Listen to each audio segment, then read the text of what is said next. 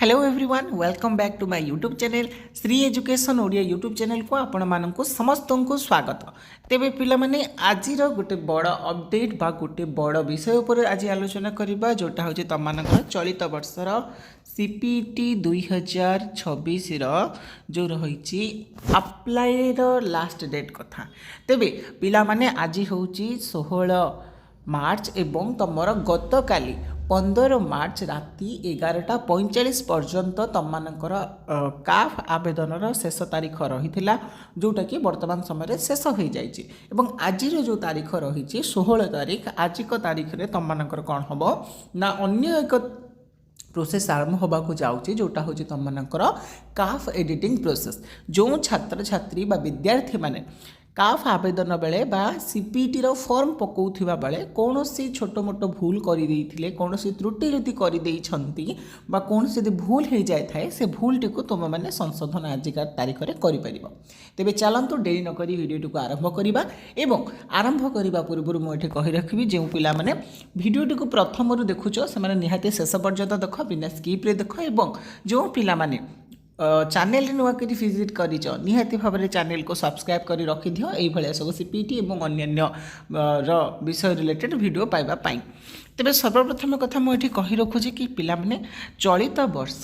2026 section जो CPT आवेदन जदि तुम डाटा देखिबो तुमर 31,000 सीट रही 31,000 सीट भितर तुमମାନଙ୍କର अप्लाई ऑनलाइन करिसेंती मात्र 53,037 जन एवं काफ्र फी पेमेंट करिसेंती बा जो माने आवेदन कले से माने पेमेंट करछेंती मात्र 49,900 पाखापाखि एवरेज धर आम 50,000 पिला कौन कर ना चलित वर्ष 2026 सेक्शन पर सीपीटी पकई ठीक अच्छे जो मैंने अप्लाई कर पैसा काटी। तेज ये गोटे प्रश्न उठुचे बहुत सारा पिलांकर प्रश्न उठुव कहूवे कि सार आपड़ कही कि काफ्र जो रही आवेदन शेष तारीख वृद्धि कर तुम मानकर सीपीटी ठीक अच्छे आवेदन लास्ट डेट वृद्धि करा कथा। तेबे गोटे कथा मुझे कही रखुची पिला माने सीपीटी जो लास्ट डेट वृद्धि करा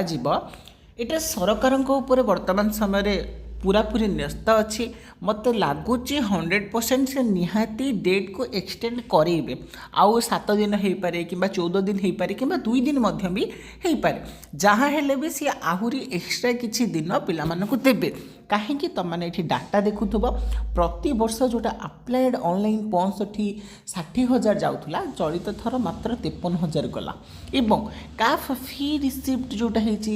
गला थर तुम मान 59,000 58,000 अर्थात जी अप्लाई कर 1,000-2,000 पिला कम रोच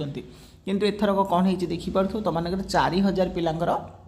पेमेंट हो पारि नाही हुए तो यही जिनसटा को राज्य सरकार हृदयंगम कला परे आज किंबा काली भितर तुम मानकर पुनर्बार डेट वृद्धि करा जाई पारे बा आवेदन तारीखटी बढ़ाई दि जापर अप्लाई डेट एक्सटेंड कर दि जापे किंतु सेटा जना पड़े पिला माने आजिका गोटे दिन रे अपेक्षा कर अपेक्षा कले तुम मैंने जापर कि डेट एक्सटेंड हो कि ना अब यहीटा मत लगुच कन्फर्म पूरा डेट एक्सटेंड हबाटा थय कहीं ना सरकार को राजस्व दरकार गवर्नमेंट को फंड दरकार एवं पिला मानकर कौन अच्छी फॉर्म पकेयार अच्छी ठीक अच्छे यही दुईटा अर्थ भाई दुईटी जेहेतु काम बा प्रोसेस बाकी अच्छी उभय विद्यार्थी तथा उभय सरकार तरफ तो से निहाती भाव में डेट वृद्धि करेंगे। द्वितीय कथा हूँ पिला माने तमें मैंने जदि जानी सीपीटी चलित थर जो एडमिशन प्रोसेस रही तुम मानकर 27 फेब्रुआरी ठारू दिन 11टा ठारू आरंभ करी 15 मार्च बा गत काली राति 11:45 पर्यंत तुम मानकर कौन थिला ना सीपीटी 2026 जो फॉर्म आवेदन होउथला ताहा प्रक्रियाकरण होगी रही है। तेबे आज डेट्रे कौन एमती गुरुत्वपूर्ण रही कि सार आसिक अपडेट देले कि देख पिला माने जदि डेट एक्सटेंड हो न हो बहुत सारा पिलांकर कौन हो देखिली बहुत सारा पिला कौन कर निजर काफ्रे भूल करमती सपोज धन्य किए निजर माने भूल एड्रेस दे देछि किए डेट ऑफ बर्थ दे देछि किए माने +3 मार्कशीट देनी +3 रोल नंबर देनी caste income resident certificate number देनी टोटाली भी कास्ट इनकम रेसिडेंट पिला दे ना तो से बहुत सारा पिला माने खाली कमेंट बॉक्स गद्दा कर दौरान सार मोर कास्ट सर्टिफिकेट ना रेसिडेंट ना इनकम ना मुझे कौन करी तेबे जो पिला मानकर कास्ट इनकम रेसिडेंट बाबद को जहाँ भी काफ आवेदन बेले किसी भी भूल करिच से माने मन रख पिला माने आज हूँ से तारीख 16 मार्च ठीक अच्छे 16 मार्च दिन 11टा ठारू राति 11:45 पर्यंत तुमको कौन साम्स ओडिशार पीजी पोर्टाल सुजोग दिज्व जो भूल गुड़िक होती जो एरर गुड़िक तुम मैंने कर आवेदन बेले ताकू तुम मैंने करेक्शन कर सठिक कर केबेठारू आज दिन 11टा ठारू राति 11:45 पर्यंत बहुत सारा पिला माने कौन कर